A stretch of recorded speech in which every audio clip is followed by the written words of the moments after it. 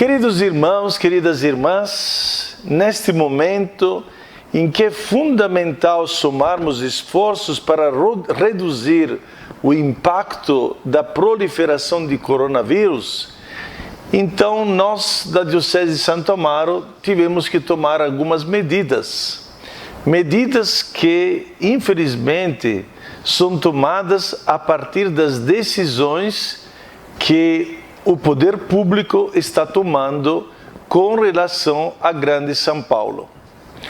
Escutando um pouco alguns dos padres e sobretudo reunido com o Colégio dos Consultores, chegamos a formular estas decisões. E eu tenho certeza que estas decisões não são decisões alegres e nem foi tão fácil tomar estas decisões. E justamente no dia de hoje, dia de São José, chegar a adotar certas medidas que vêm, infelizmente, reduzir o nosso trabalho pastoral na nossa Diocese de Santo Amaro. Mas eu acredito que são medidas que se fazem necessárias. Pense unicamente que tudo aquilo que nós adotamos como medidas vão ser unicamente pelo bem de você e pelo bem nosso. Então, é olhando para o nosso bem em geral que nós temos que tomar estas medidas. Vou começar a falar algumas medidas que foram tomadas e assim depois tudo isso será colocado num papel, numa nota oficial que será distribuída e será publicada. Antes de tudo, todos os eventos, aglomerações, como formações, encontros, cursos, retiros, reuniões de pastorais, quermesses, são suspensas. E tudo isso até que se mande o contrário. Então, a partir de sábado que vem, dia 21 de março, até que se mande o contrário. Portanto, não estamos colocando nenhum limite, mas conforme o avanço, ou o regresso, talvez, da doença, do vírus, nós estaremos tomando outras medidas. Por enquanto, são estas. Os sacerdotes estão sendo convidados para celebrar a missa diariamente, sem a presença de fiéis. Nós tivemos que suspender todas as celebrações dentro da igreja, justamente escutando e colocando em prática o que o poder público está nos dizendo. Então, o padre pode celebrar a missa sozinho, aliás, deve celebrar a missa sozinho e oferecer esta Santa Missa justamente por esta causa, para que termine o coronavírus, que termine o contágio e a pandemia do coronavírus.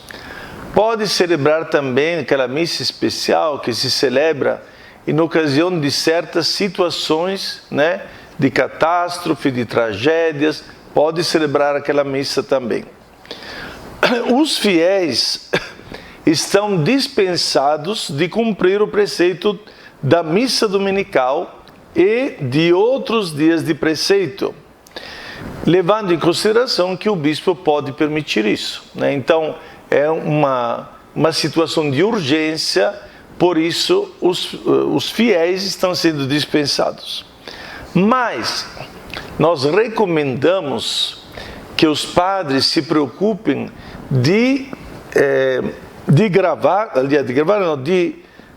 publicar estas missas através da internet, da televisão, da rádio, de todas as redes sociais que já estão presentes em cada paróquia. Eu quero só dizer que aos sábados, às 15 horas da tarde, a missa continuará sendo transmitida diretamente do Santuário Mãe de Deus pela Rede Vida de televisão. Eu vou presidir esta missa para poder estar em todas as casas dos nossos fiéis que quiserem.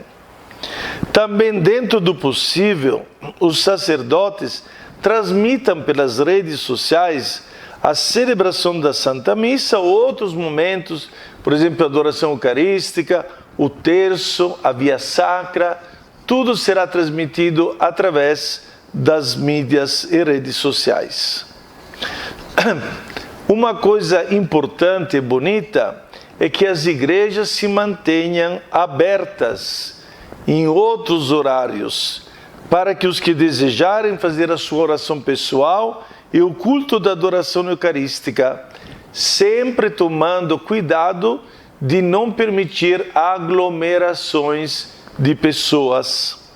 Convidamos os fiéis a praticar orações em suas casas também, na certeza de que a oração é o coração compassivo de Deus. Os sacerdotes continuarão atendendo às confissões na medida do possível, mas mantendo as devidas precauções. Por isso, devem atender em lugares amplos, ventilados, usando máscaras de proteção e mantendo a distância mínima de segurança e o sigilo. Os que, por prudência, forem impossibilitados em participar dessas confissões, eles podem fazer um ato de contrição perfeita, procurando confessar-se assim que será possível. Quanto ao atendimento dos doentes, os sacerdotes atendam nos casos graves, quando forem solicitados, sempre observando as necessárias medidas preventivas de saúde. Em relação às exéquias, os sacerdotes assumem a tarefa e, onde será possível, mantenham a segurança para os que tomam parte da celebração. Batizados e casamentos sejam adiados por tempo indeterminado. Os casamentos que não poderão ser adiados, que haja, por favor, um diálogo entre os noivos e o pároco.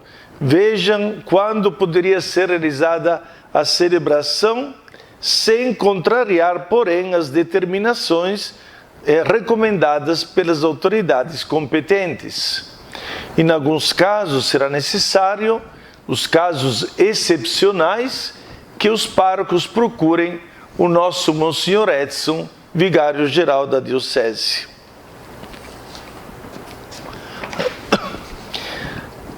As secretarias, a princípio, funcionarão regularmente.